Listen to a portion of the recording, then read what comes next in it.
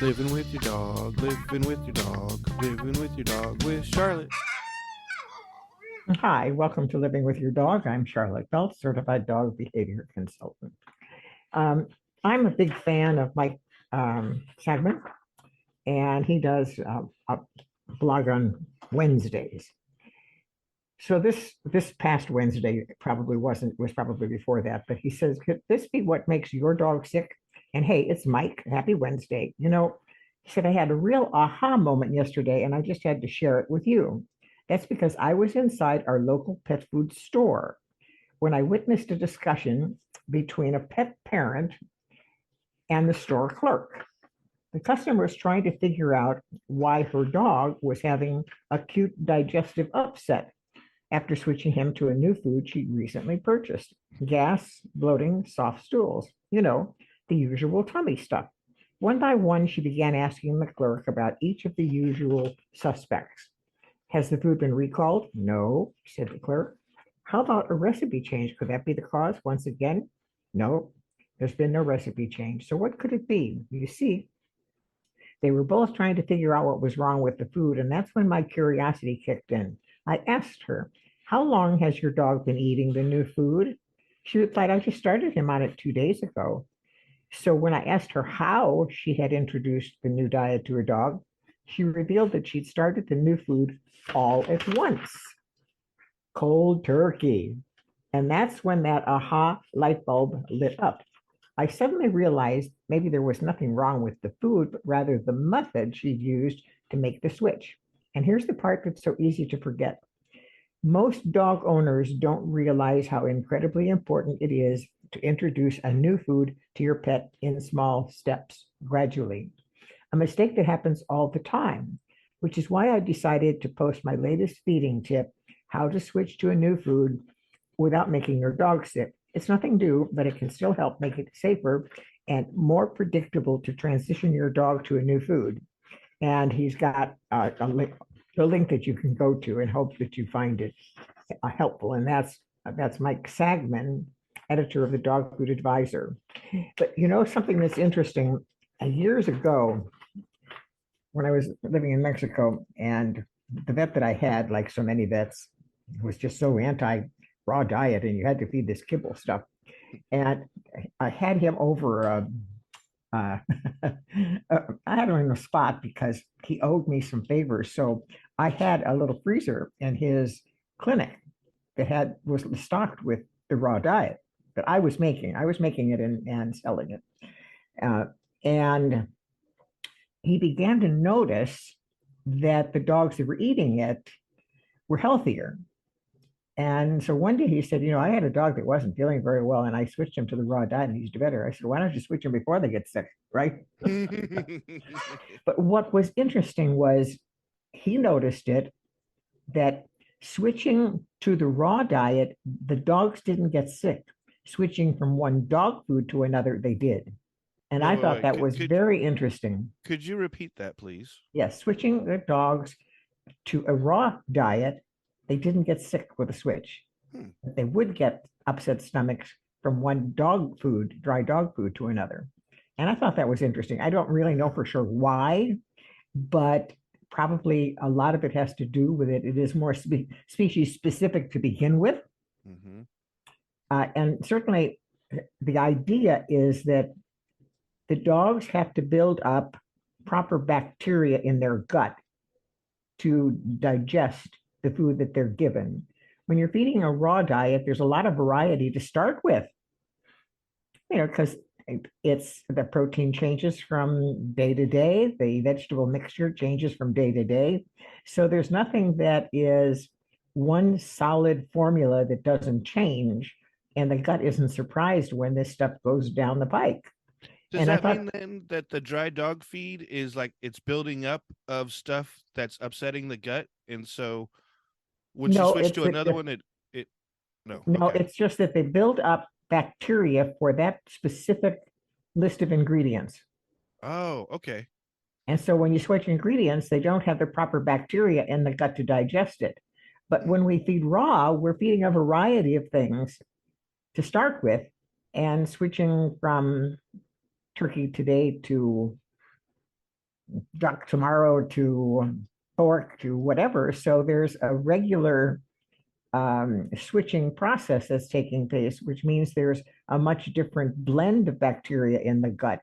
And it's an interesting point that we can switch from one raw diet recipe today to another, and there's no problem, but switch from one dry dog food to another, and you could have some serious health issues. It's just another reason to stay away from the feed. Yeah, no kidding. Well, in that blog post from Mike Sagman, he said when he walked in, the pet owner was asking the person at the store about and she, as far as I'm concerned, she had some good questions. She asked about recalls. She asked Right. about changes in recipes. I mean, that's a good start. So she Exactly. obviously has some knowledge, but Yes. but is still plagued by the thought that dog feed is good. Yes, and she asked a lot of the right questions, but it's surprising that she was unaware of making a slow transition when you're feeding that stuff, Mm-hmm. because that is something that I think should be a common facet when you're feeding food, and I think it is consistently mentioned. If you're switching food, do it over a period of 7 to 10 days. And why she didn't know that, I'm not sure, but it made for a good presentation for Sagman. Oh, she doesn't listen to that show. That's why. Well, That could, yeah, we do talk about that a lot when we acknowledge that people do feed their dog dried dog feed because it's convenient and whatever, but and we oftentimes tell people that they should only be feeding one brand or one recipe of that dry dog feed for a certain amount of time and then switch. We talk about that a lot. I don't think we talk often enough about making that switch slower. making the switch what slower. Slower, yeah, more Yeah, gradual, as you said. That's a really good point to make. I think it's something that we might have left out in certain times, but making the switch. So if I were to have my dog was eating dry dog feed and I want to switch him to, for some reason, another dry dog feed, what should that gradual change in schedule look like? it should look like making a switch over a period of 7 to 10 days. So day one, you would use the greater percentage of what the dog was being fed from the current dog feed, Mm-hmm. and adding maybe 10% of the new stuff, Okay. and then 20% and 30% and so on. Obviously, observing for any flatulence, gassy stuff, uh, and cutting back, going even more slowly. But it's just that it's interesting that it's more likely to happen switching from one dog feed to another than it is when it's species specific food. Another reason to make the switch to species appropriate diet. You better believe it. Yeah. Anybody that listens to us knows that that's what we preach. Okay, Dr. Judy Morgan. I'm a huge fan of hers because she's what I call an alternative medicine vet as compared to just allopathic.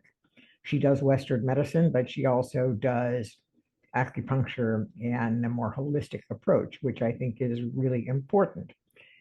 So she says, if you've been following the information about dilated cardiomyopathy in dogs, you'll have noticed that the majority of the press is reporting on studies that have the financial backing to distribute press releases stating that peas and lentils, in quotes, are the cause. First and foremost, these stories are confirmatory biased due to the self-interest of the financiers. Follow the money. As Linda Kay stated in her excellent blog post from April 6, 2022, the disconnection between grain-free foods and DCM. And remember, grain-free foods, when you're talking about that, is they're not carbohydrate free. They just go from one source of carbs to another. Peas and lentils, indeed.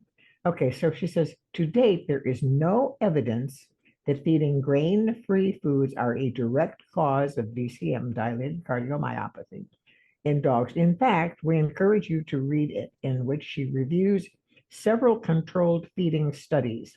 She also points out that DCM is very complex. So you may be throwing your hands up in the air thinking, what's the point of peas or grains in kibble? They are binders. Think of it like a batch of chocolate chip cookies. The flour binds the sugars with the eggs and helps the chocolate chips stay put. Typical grain binders in commercial kibble foods are cornmeal, wheat, brewer's rice, barley, and oatmeal. And peas, lentils, beans from the legume family, potato, tapioca, or sweet potato are grain-free binders. Sweet potato, incidentally, is probably the least offensive of all of those possible binders to use. Sweet potatoes have a number of health benefits, actually. So she goes on to say, we have written in previous blog posts that we prefer grain-free diets for companion pets that are gently cooked. Kibble is not gently cooked. Dehydrated food is. Nutritionally balanced and homemade companion pet food or raw meals for your pets. Are we happy with the grain-free binder options? They are a better alternative to grain-based binders in commercial pet foods, but please remember that companion pets can still have sensitivities or intolerances to the grain-free binders. We completely understand if you are hesitant to make food for your companion pet because you fear you may not balance it appropriately, or that cooking for your family and separately for your companion pet is too time consuming. So how can you navigate your companion pet's food around binders if they cannot tolerate peas, lentils, potatoes, or sweet potatoes? The vast majority of raw food on the market, and make sure your companion does not have a sensitivity to the meat proteins either. One note about raw food, if the raw food has beef liver and an additional copper supplement, it more than likely has too much copper, which can lead to a copper toxicity. So the references for this from Dr. Jean Dodds, for whom I have a huge amount of respect, and that's her Balancing Phytoestrogens for Companion Pets. That's Jean Dodds, Pet Health Resource blog, March 2016. And Mary Strauss, The State of the Commercial Raw Diet Industry, The Whole Dog Journal, January 5th, 2021. And that's a resource that you can go to. So Jean Dodds, check her out. She's a jewel. Okay, so did I hear that she said that the grain-free binders are actually better than the other binders? No, they're binders. They're not, there's one set of them isn't better than the other. Okay. It's like saying She that said, this are we cigarette is happy healthier. with the grain-free binders? They are a better alternative to grain-based binders in commercial pet foods. But please remember that companion pets can still have sensitivities or intolerances to grain-free binders. So she thinks they're better, but she doesn't say why she thinks they're better. Right. You But know, they're still why are binders peas and it's better still than, bad. why are peas better than grains? I don't know. Doesn't make any sense to me. Going back to that first thing, I wonder if that has anything to do with dogs getting sick from switching, because maybe people are switching from the grain binders to the grain-free binders, and that may cause Well, again, it's switching to a new formula and it should be done over a period of time. gradually. Okay. Whenever it's a new formula, it should be done over a week to 10 days. Things to think about. Oh man, having a dog is quite a responsibility.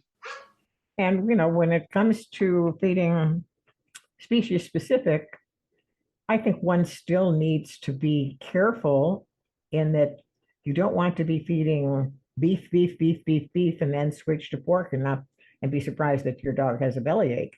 So it's a smart idea to be switching it so that you're getting turkey and beef and pork and eggs and whatever. Years ago, I remember somebody that was switching from kibble, but mixing up batches of the same formula. Every time she mixed up a batch of food, it was always the same amount of peas and the same amount of lentils and the same amount of chicken and the same amount of whatever. Well, that's crazy. The whole idea is get a variety so that if something does go wrong, you know what it is. Yeah. So that's helpful. And we don't always have to worry about it being balanced. we have to worry about it being balanced, but I don't have a balanced meal every day. I'll Right. bet you don't either.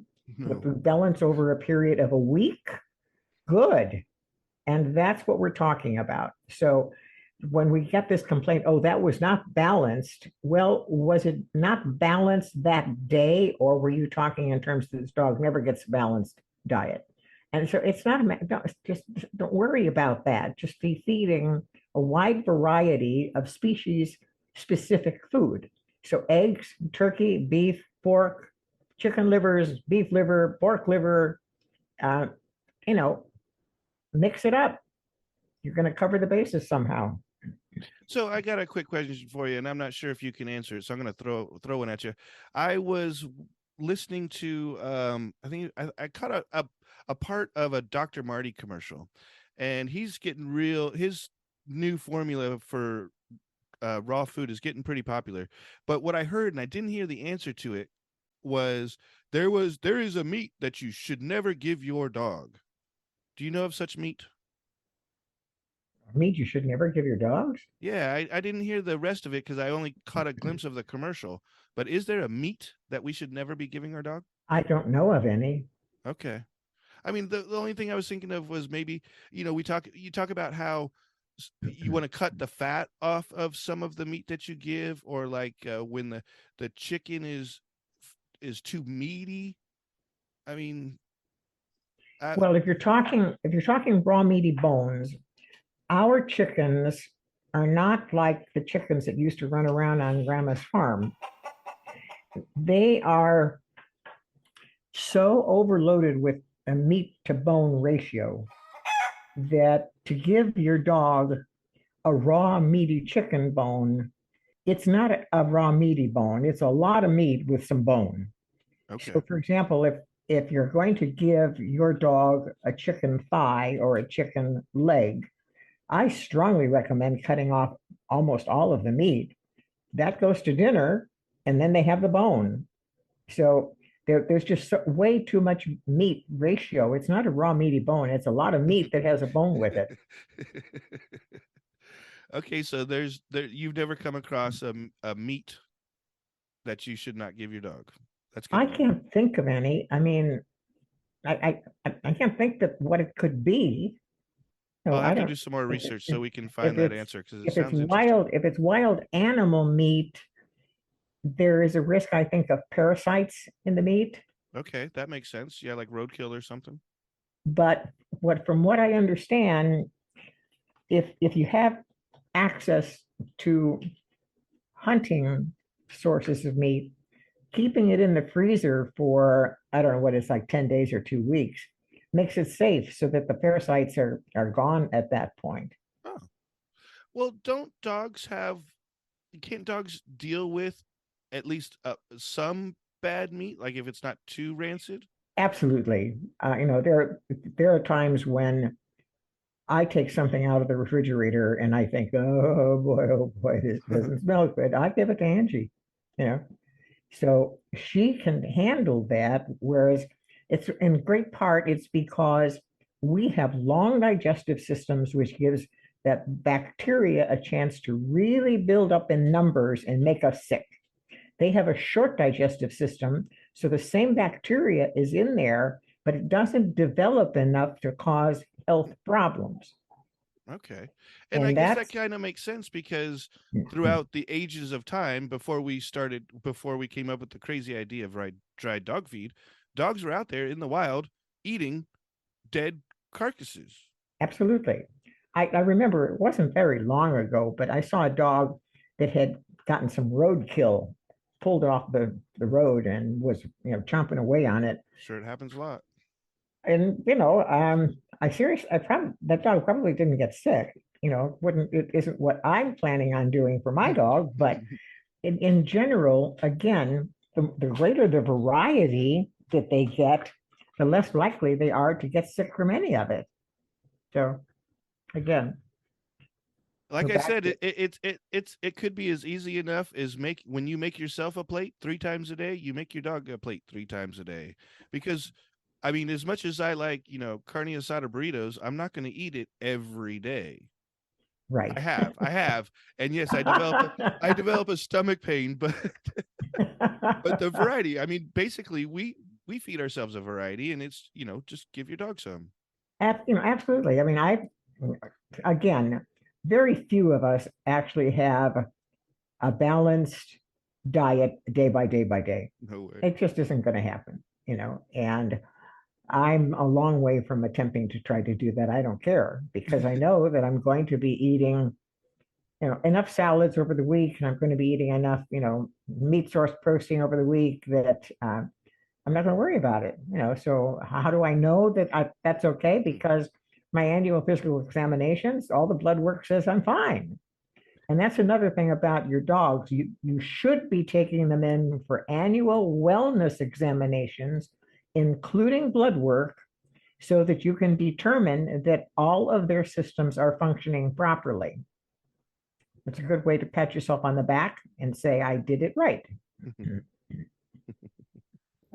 Okay? Okay. Okay. All right. So I don't think I have enough to make it through this whole hour, to tell you the truth. Well, that's all right. We got it. We have an email that we'll be discussing here in a second, or in a Okay. few minutes. Um, the Forever Dog, which was released by somebody, I don't remember who. Is that a book? The Forever Dog. I think it's. I don't remember if it's Patricia McConnell or who. I copied this down and I didn't put all of the correct information in it. So anyhow, since the Forever Dog, which is a title, was released, maybe you can check that out online while we're doing this. Looking So at it many right of you, now. okay, so you have asked for a book club in a way to ask questions. I think it's Patricia McConnell, but anyhow, It's Karen Becker. Karen Becker. There we Karen go. Becker and Rodney Habib. There we go. Okay. So she says, we've created the Forever Dog Book Club for more learning opportunities and to answer some of your most burning questions. So once a month in the Inside Scoop, we will take a chapter or two from the book to break down the science, offer everyday tips, tricks, and suggestions, answer your questions, and share behind the scenes stories and more. So that's where you can go to Becker's site and find out more about this. Okay. And if So there that's was going to be like it sounds like it's going to be like a seminar or something that they're going to do online. Sundays, they're kicking off a series. Okay. And she said you can submit questions if you're part of the web-based community, and there was a link, and you can look for the Forever Dog Book Club question and answer post under recent updates. For Facebook members can find the post in the Facebook group. So if you go to the site, you can get a copy of the Forever Dog to start reading the next month's discussion. So that's. See, I'm going to their site now. Oh yeah, dude. Okay, so you go to foreverdog.com, and right away, right on the front page is information about the book club. And it's actually a little video, and they're explaining how to do it. This is a great resource. Good. Super. Okay. Yeah. Living with your dog, living with your dog, living with your dog with Charlotte. All right. And now you have something that you wanted to bring into the program? I do. We have an email from a dedicated listener. Again, we appreciate your emails. If you have a problem, a question, or concern about your furry friends, shoot us an email. Our email is the name of the show, livingwithyourdog@gmail.com, livingwithyourdog@gmail.com. Let's see. And this is from Wayne. Hi, Charlotte. My 90-year-old mom's dog passed away a year ago. My daughter and I went to the Humane Society and found a small 3-year-old dog to replace her. Leo, the dog, has an issue. Apparently, Leo has been pooping inside, and is pretty disgusting. Yeah. My brother cleaned and recleaned, and Leo keeps pooping inside. He now gets taken outside at least twice daily. He will not poop on the grass, only on the pavement. I would like to help them out. What can be done to change Leo's bad ways? I listen to your show mostly all the time. Brilliant. Hope to hear your input. Thank you, Wayne and Leo. Okay. When we adopt dogs, we don't know what conditions may have existed and people are like to tell you that everything was wonderful. Dogs that have spent time in a shelter, meaning that they've been in a kennel situation, even if they were house trained before that, they may develop bad habits because they haven't been gotten out on a regular enough basis to be able to defecate away from where they're living. They weren't given another choice. They weren't given another choice. Okay. So sometimes some of those kennel situations are, they think large enough for the dogs to have a bathroom corner and another section of it where they have their water and their food and maybe a towel. Gross. That's so gross. But that's not really helping a house training situation. So another thing that happens is that if dogs have been punished, that dog, whatever it is that has been said to them, because excrement has been found, not when the dog is doing it, but it's been found, and the dog associates the poop with the bad reactions on the part of the owners, not that they did it, but that it's there. The dogs make an association with you, and it's interesting. There have been some challenges to dog owners over the years, where people will say, "No, she knows she did the wrong thing. She just knows she did," and it's like, really? Okay, so I want you to step out of the room, and I'll call you back in.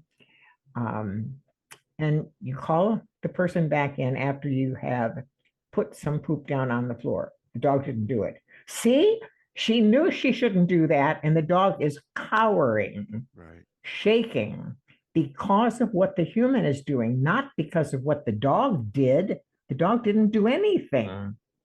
So when we're talking in terms of house training, every new to you dog, puppy or adult, has to be treated as though it is not house trained, which means its space has to be drastically reduced in size when you can't observe the dog. The dog is with you on a leash attached to you when you are there and have the time to pay attention to it. Sometimes they'll give you some symptoms like they're sniffing around and you say, okay, let's go outside. Be sure you have tasty treats. If you cannot be there to observe the dog should be in a crate, presuming the dog is comfortable in a crate. If not, you may need to have an exercise pen that's pretty small space, but large enough that they could use a corner for pooping and another space for themselves to be comfortable in. And you get an idea of what their schedule is. Generally speaking, dogs are inclined to require delivering the poop after eating, after exercising, after playing, after getting up from a rest. Those are times when you need to take them out. If you take your dog outside to the potty area of your choice and they don't do anything, you go back in with the dog on leash attached to your belt. 15 minutes later, you go out again. And you keep doing it until you have success. Now, when your dog is lifting up from the poop and the urine, that's when you say yes and give them a treat. If you do it when they are defecating, they will stop to get the treat. And then they may have not emptied themselves, and then you're going to be surprised at a deposit left later. So as they're lifting up, you say yes with a big smile and give them a treat. You're not going to spend all day outside, but for the period when you're training, you'll go out for 5 to 10 minutes and go back in. And 20 minutes later, you'll go out again until you have success. Is it a big pain in the butt? Yes, it is. But it's the only way to really comfortably, all around comfortably, for the dog's sake and the future of your relationship, to do it like that. And we hope that your dog has not been put in a situation where it will defecate and urinate in a crate, which happens if they have been forced to do that.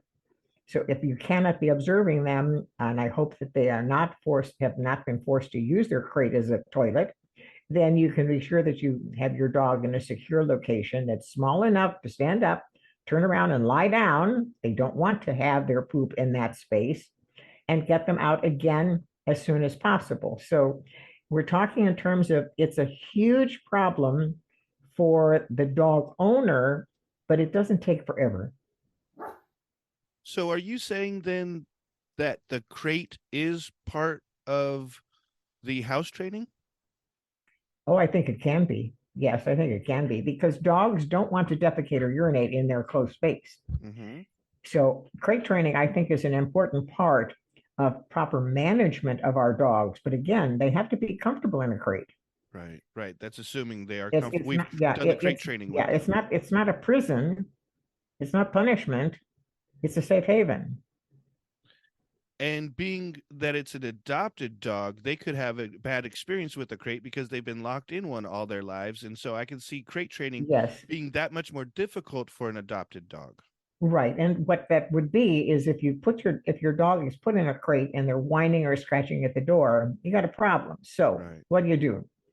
Okay. The first thing you're going to do is you're going to leave the crate door open or detach it completely. You're going to start feeding the dog as close to the crate as you can that they're comfortable to eat. Not so close that they grab some food and charge away and grab some and charge away. Close Mm-hmm. enough that they are comfortable eating until you can put it right inside the crate entrance, then all the way to the back of the crate, so long as they're comfortable with that happening. So if they're comfortable eating in the crate, great. Then you can put the door back on, but not close it.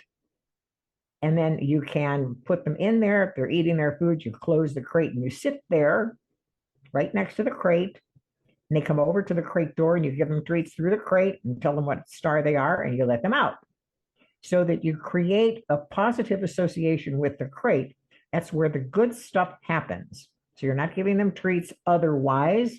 They're only getting treats through the cage door or tossed in there so that they associate everything good happens. Thank you to a crate. And Got it? then, yeah, yeah, definitely. I'm just trying to figure out how the crate is associated with the house training. From what you had said before. So I'm trying to house train my dog, or Wayne is trying to house train Leo for his mom. And so does that mean we leave Leo in the crate all day long until he's wanting or needing to go outside? No, what you're talking in terms of is that the crate, you're going to use the crate for securing the dog when you cannot be observing them. Oh, okay. All Gotcha. right. So, with the idea that you're not going to put them in there if they have to potty, you're going to be putting them in there when they have emptied themselves so that they're comfortable and you can't observe them. You have to go to work, whatever. Hmm. So, you're going to take them when you're there, the dog is on a leash attached to your belt. Where you go, the dog goes, and you take them out regularly until you have some success. If you have not been able to get your dog to defecate or urinate and you've got to get off to work, then you better have an exercise pen that's big enough for them to have some newspapers in the corner for potty and their dog bowl with water and food at the other end of it so that it's a safe place for them to do that while you're working on the house training plan. Okay. Okay, that makes sense. So the crate is for when I'm not able to observe them. When I am able to observe them, I want to have them attached to a leash to me so that they cannot walk off and Right. defecate somewhere in the house. Exactly. Okay. Yes, because they may hide it if they've made an association in their brain that you seeing it is a problem. Not that they did it, Right. but seeing it is a problem. I mean, it felt good to do it so that you can't set that clock back. You can't teach them that it didn't feel good. It felt good to empty their bladder and their bowel. Heck yeah. You can't change that, folks. So we're talking in terms of we want them to have positive associations between us and this process. And we hope that they haven't been forced to defecate or urinate in a crate because that's a terrible thing to do for a dog. And yeah, that would be tough to break. Yeah. Yeah, that would Okay, be a tough one. what about the not being able to poop on the grass but does on the cement?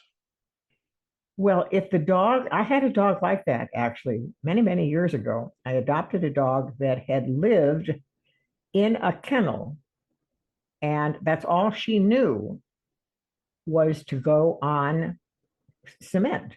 because she never seen grass. That's all she knew. So she never did learn to go on the grass. She would always find some, lot that where there was cement someplace. Hmm. And that was a problem. It was long before I knew diddly squat about house training and dog canine behavior. I don't like to even think about what I did for that poor dog. But when we're talking in terms of if the dog likes to do it on the cement, what's the problem? Okay.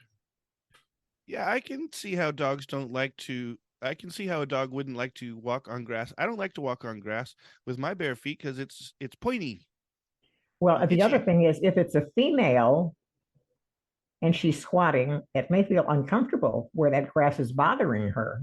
Oh, that would be very uncomfortable. Yeah. Oh my goodness. Yeah, and oh wow, I hadn't even thought about that one. That's a new one for me. That's just yeah, cringy. I hope that Okay, helps. okay, so there's not a big deal that it does not like to poop on grass. No, maybe makes it easier to clean up. I don't know. it should be easier to clean up. It depends on the stool though and what they're eating. Huh? Oh, yeah, Okay, yeah. so one last question for Wayne and his mom and Leo here. Trying to get as much information as we can from you, Charlotte, for Wayne. He says his mom is 90 years old, and I'm going to just assume that she isn't as spry as you are, and she may have trouble doing all of this stuff. Let's just assume, for in the worst cases, that she is not able to because of physical whatever that she has to deal with herself. How then can she deal with Leo when her son isn't there to help out? Okay, then what she probably needs to do is buy what's called an exercise pen. It's a series of panels.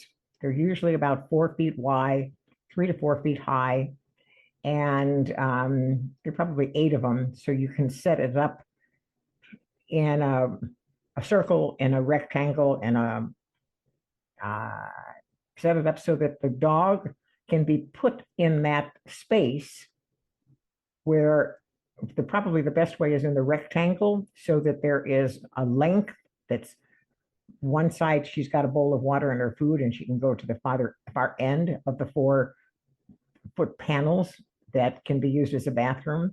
So she can use that as a bathroom area and not have to be personally walking the dog and taking the dog out and standing there waiting for it to happen. So if she still needs to observe the dog, you don't want the dog to feel abandoned out there.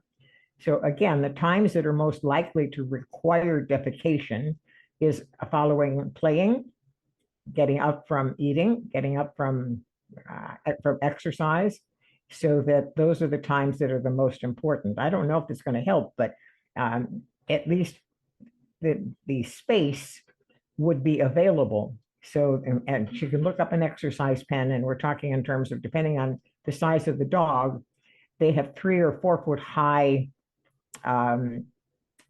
sections, and it can be set up in a circle or in a rectangle. I remember when I adopted my first Bouvier, he was only like 4 months old, and I had an exercise pen, and I got him home, and I put him in the exercise pen, and I walked away, and there he was right next to me. He just went right over the top of it. Wow. So yeah, that wasn't going to work. Okay, so having the pen and leaving the dog in the pen, let's say because Wayne's mom is not quite always able to take the dog out like every 15 minutes. That doesn't necessarily help with the house training, but we could add on top of that for Wayne's mom is to make sure you take the dog out after eating, after playing, and after resting, and we can start there, and then she can have a pen when she needs to lie down or take time for herself. Well, she can use the pen if she can't stand out there for any length of time. If she can provide some shelter so she can observe the dog, so she can use the pen for potty training, or if she can use it as just a little space outside if they don't have a fenced yard. I think that's what I'm confused about. Then if I put up the pen and I allow my dog to poop in the pen, which is in the house, how does that help with dog with No, house it training? would be outside. You would want it outside. The pen is supposed to be outside. Yeah. Oh, that is a dog of a different color. Okay. Yeah, and I remember years ago when I used a pen to train a dog, and I took the pen down, and you always go right to that same spot, right in front of the house where the pen used to be. Hmm. So Okay. Oh, it was there's obviously some other situations to consider for that. Then you need to make sure that your dog can't get out of that pen, because right. and then if it can or whatever, it would be good to have a fenced-in yard that the dog can get out of the pen but can't get out of the yard. Yeah. And the other thing is they have to spend time observing so that the dog doesn't feel abandoned out there, begins to understand that it is bathroom time. Now, some dogs like to go out and just look around and spend some time out there, but you have to observe so that when they have defecated, you can say yes and give them a treat. And if they want to come back in, fine. And if they don't want to come back in, check them again in 10 minutes and see if they do. Okay. So Now, many I know things to Angie consider. would not be happy left outside. Okay, there's a backyard here. There's no back door, so it's not like I can stand by the door. She can look in the doorway. So putting her in the backyard, she thinks she's been abandoned. So that doesn't work. So I take her Hmm. out on a 20-foot line in the front of the house, and she goes. But if there was a backyard with a door, I could put her out there, and especially if there's a screen door, and she can look in, or it has a glass door so that I can see, she can see me, I can see her and know when she's ready to come back in. So again, it depends on what the situation is that you have. And if she's not able to spend a lot of time with the dog because it's too laborious for her physical abilities, she still needs to be able to let the dog know what that pen is for. She's going to have to spend some uncomfortable time observing the dog, that it worked. The dog wants to come back in now. Everything is happy. Wow. So many things to consider. A lot. Yes, because remember, the dog doesn't understand. That was going to be my next question for you. Now, when I was growing up, and I obviously, knowing what I know now, was a bad dog owner, but when my dog would defecate in the house, the first thing that I was taught to do by my dad, who obviously was a bad dog owner too, was to take that dog's nose and stick it right in the poop and yell at the I know. dog. I See what know. you did?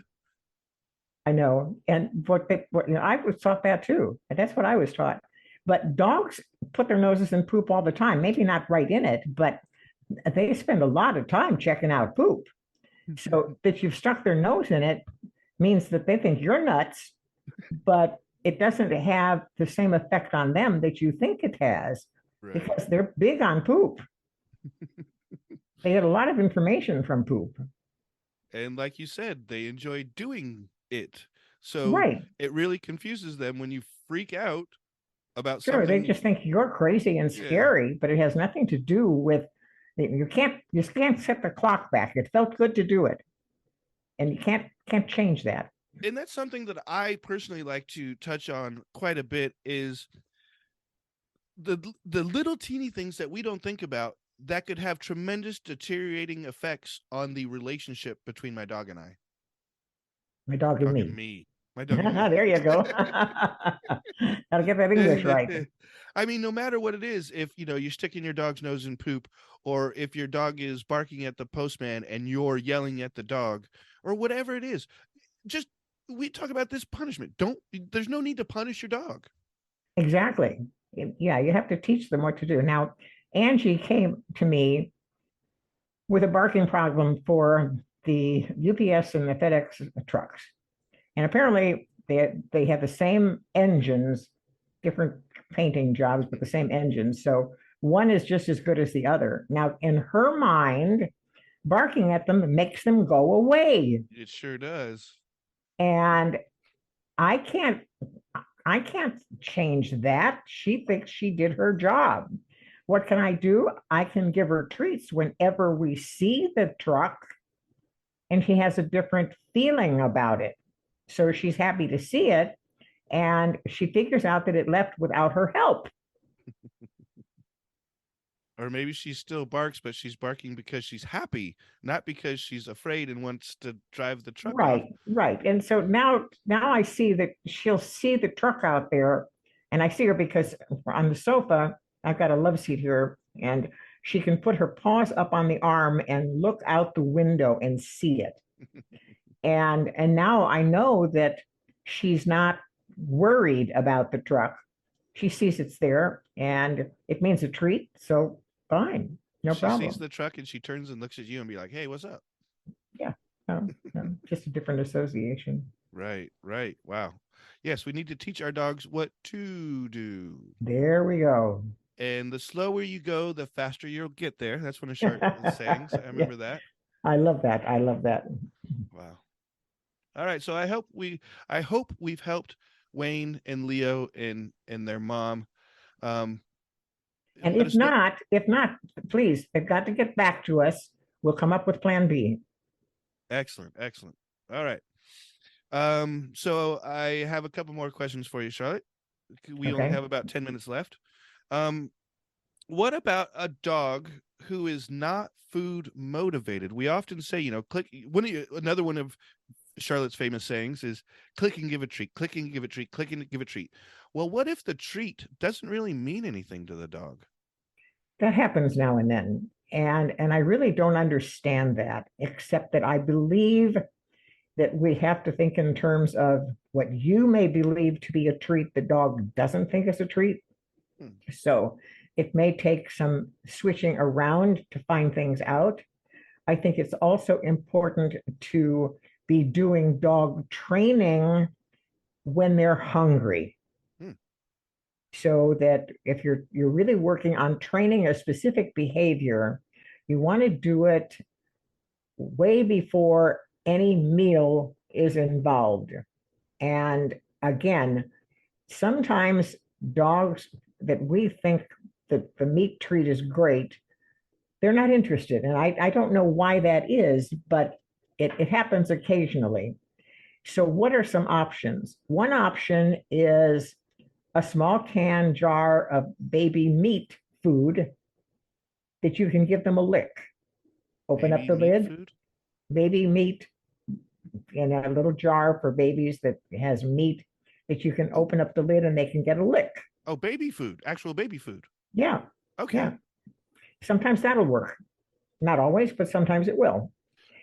You can try different real meats. Very often, what people do is they go out and buy something that has dog treats in it. If you learn to read the ingredients, it's like, why would a dog eat that? I mean, it says dog treat, but it's not what I But would it's think of as a carbs. dog treat. So it's different if you're buying commercial dog treats. Learn how to read those labels, folks. Mhm. You can buy a piece of chicken breast. Obviously, that's very expensive. If you have a Chihuahua, it's a great idea. Tiny, tiny, tiny pieces. If you have a great big Rottweiler or Great Dane, that's not a smart thing. But Frankfurters are often less expensive. And sure, they're one of the things that about a Frankfurter that works is that it's full of sugar and salt and fat. But we're talking tiny little pieces that may or may not be interesting to your dog, but get a variety and try whether it's turkey or it's beef or it's some other version of the Frankfurter treats. Experiment, find out what they're willing to actually go through hoops of fire to get. So would you be saying then that there's not really such a thing as a dog that's not food motivated? We just haven't found the food that it's motivated with? I think that's probably the case. Um, All dogs like food? eating is survival. Okay. Now there are certainly dogs that act like they don't care. Well, sometimes it turns out that people have a food bowl down all day long, Hmm. so dogs never get hungry. meals should be at meal time. They should be fed on a schedule. Now, there are some people that now currently promote don't feed on a schedule, mix it up like they would in the wild. Well, our dogs aren't in the wild. So I find that it's much better from my standpoint that she knows when she's going to get food and she doesn't let me forget No, they're very good at timing. that she's got a real clock, real clock.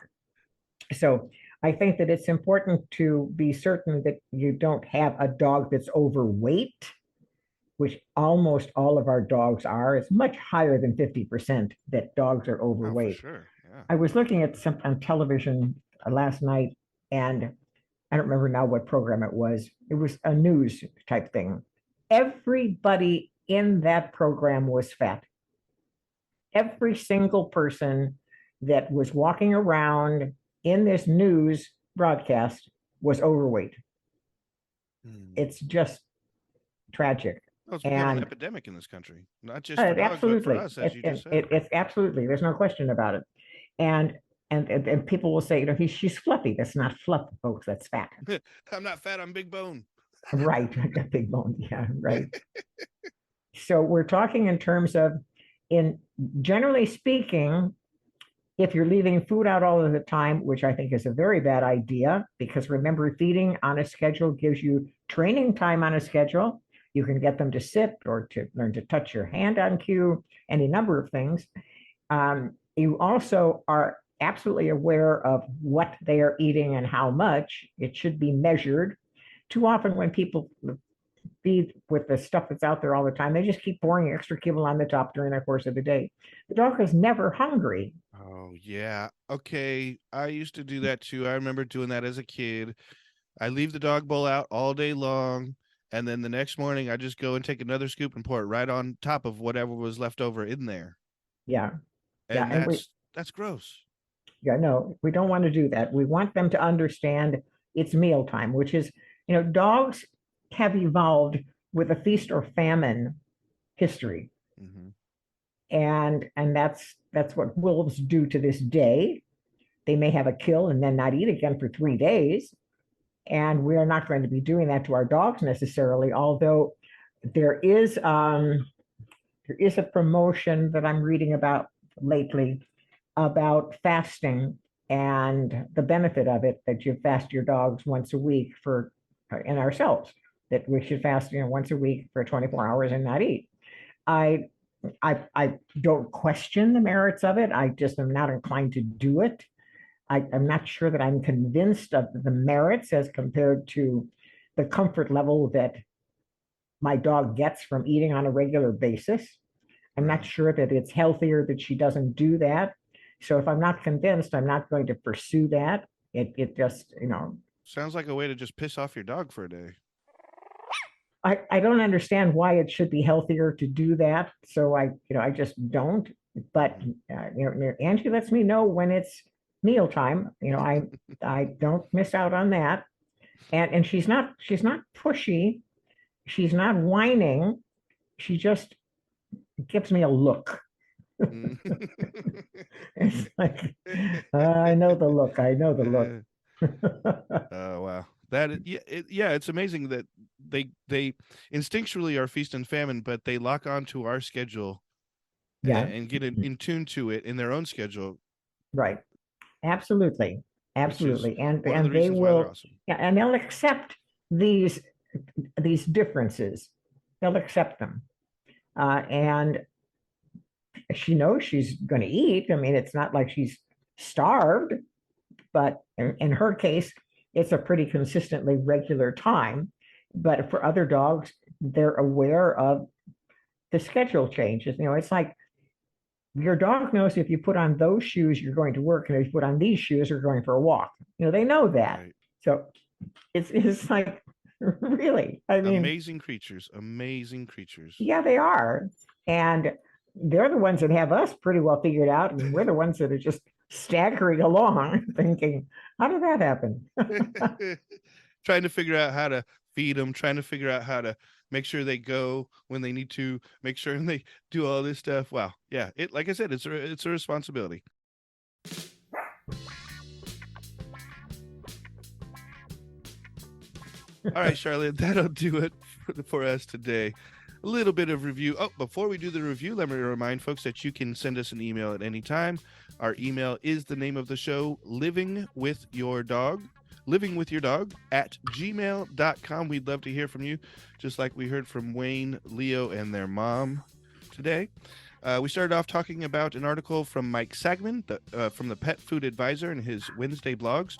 What makes dogs sick? Well, one of the things he is saying is that when you switch foods, whenever you, even if if you're feeding dry dog food and you're going to switch to another dry dog food, which you should do, but you need to do it gradually. If you just make that one switch, it's very possible that your dog will have some adverse reactions to it. Next, from Dr. Judy Morgan, the holistic veterinarian.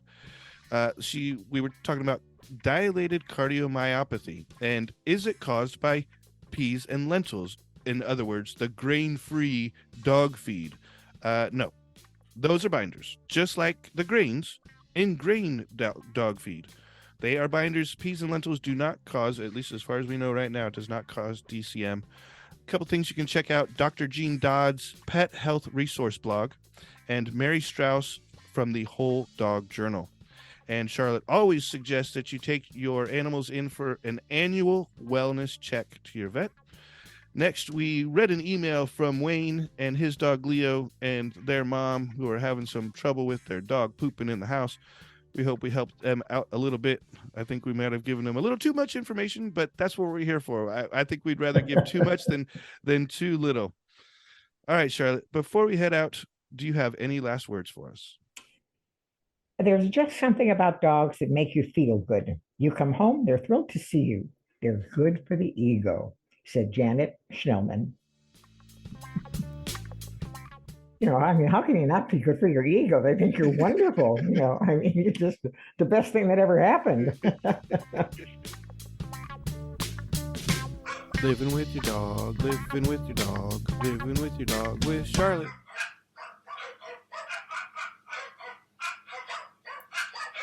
Isn't that cool?